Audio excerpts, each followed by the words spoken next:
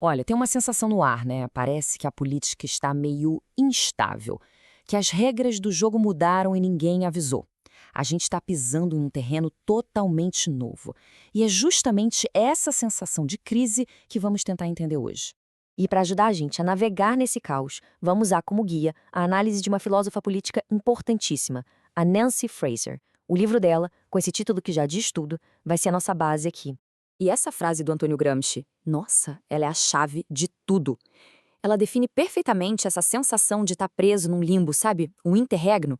É tipo assim, o sistema antigo já deu o que tinha que dar, mas o novo ainda não apareceu. E a gente fica nesse meio do caminho caótico. Então, a grande questão é essa, né? Por que o mundo político parece que virou de cabeça para baixo? Coisas como a eleição do Trump, o Brexit, isso não surgiu do nada. São sintomas, sabe? Sinais de uma crise muito mais profunda. E é exatamente aí que vamos mergulhar agora. Então, nosso roteiro vai ser este. Primeiro, entender que crise é essa. Depois, vamos olhar para a aliança que mandava no pedaço por décadas. Aí, vamos ver como tudo ruiu, quem tentou ocupar esse espaço e, no final, qual seria a saída. Vamos começar então entendendo a crise. Bom, para começar é fundamental entender uma coisa. Não estamos falando de eventos soltos, um aqui e outro ali. A Nancy Fraser diz que o que a gente está vivendo é uma crise de hegemonia em escala global. Sabe aquele senso comum, aquele conjunto de ideias que todo mundo mais ou menos concordava e que mantinha a sociedade funcionando? Pois é, ele está desmoronando. E o que é essa tal de hegemonia? É um conceito que vem lá do Gramsci. Pensa assim, é como se fosse o sistema operacional da sociedade. É aquele software invisível com as ideias que a gente acaba aceitando como naturais, como se sempre tivessem sido assim. O problema? O nosso sistema operacional está cheio de bugs. Está dando tela azul, travando tudo no sistema político. Ok, então se o velho está morrendo, que velho é esse exatamente? Para a gente conseguir diagnosticar essa aliança que deu as cartas por tanto tempo, a Fraser usa um termo que é central para tudo isso, o tal do neoliberalismo progressista. Eu sei, neoliberalismo progressista soa até contraditório, né? Mas essa é a grande sacada para entender as últimas décadas. Foi basicamente um casamento improvável.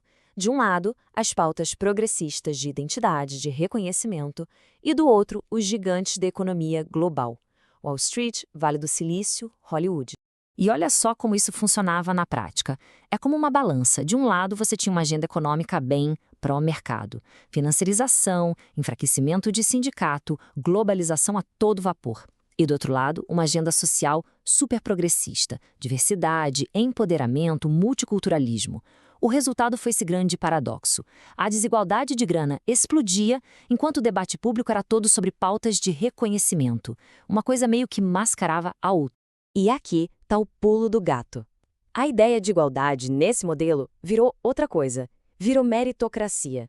O foco não era mais desafiar a estrutura e hierarquia em si. Era, na verdade, ajudar alguns indivíduos talentosos de grupos que eram deixados de lado a subir na vida, a chegar no topo. Ou seja, a ideia era quebrar o teto de vidro para alguns, mas o porão, onde a maioria estava, esse ficava exatamente do mesmo jeito.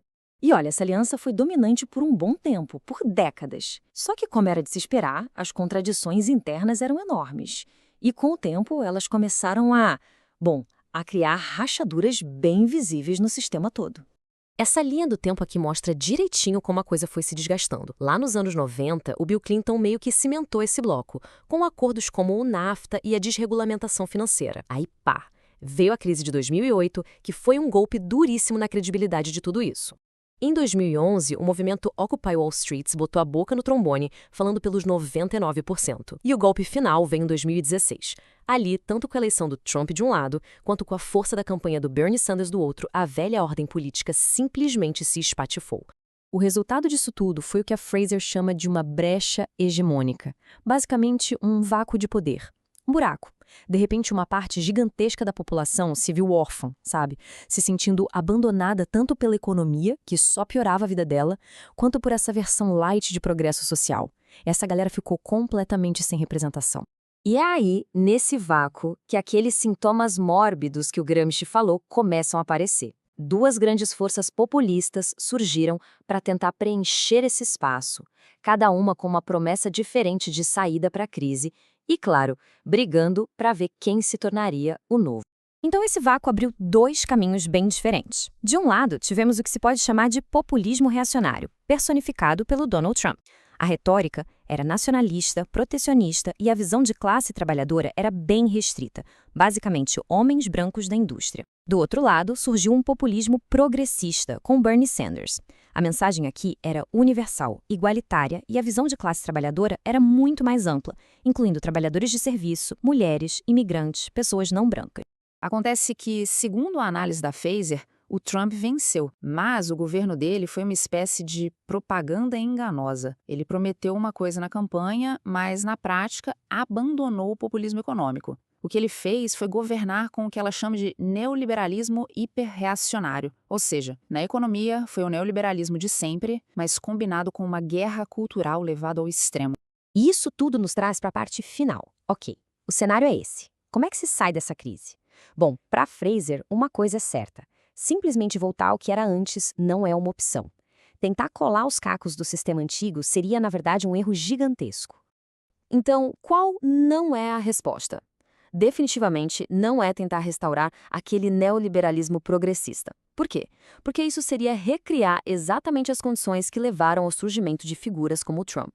Seria basicamente preparar o terreno para futuros Trumps e, quem sabe, até piores. Então, se voltar não é a solução, qual é o caminho para frente? A Fraser propõe o que ela chama de estratégia de separação, que funciona em duas frentes. A primeira é separar a base dos movimentos, sabe? As mulheres com menos grana, os imigrantes, as pessoas não brancas, separá-los daquela liderança mais alinhada ao mundo corporativo do feminismo executivo. A segunda frente é conversar com os eleitores da classe trabalhadora que foram para o lado da direita, é persuadir essa galera a abandonar as elites da direita que no fundo não estão nem aí para os interesses deles. E o objetivo de tudo isso qual é? É construir uma nova grande aliança, uma nova coalizão. E o segredo dessa coalizão seria justamente unir as duas coisas que foram separadas por tanto tempo. A luta por redistribuição de renda, por justiça econômica, com uma política de reconhecimento que seja inclusiva e que entenda as diferenças de classe. É entender que uma luta não existe sem a outra, são duas faces da mesma moeda. E isso nos deixa com uma última pergunta, que fica no ar. Se um caminho desses, se uma nova aliança como essa realmente der certo, o que acontece? A gente estaria só reformando o capitalismo, criando uma versão dele um pouco mais justa? Ou isso seria o começo de algo totalmente novo, algo diferente de tudo que a gente já viu? A resposta para essa pergunta, bom, ela vai definir o nosso futuro.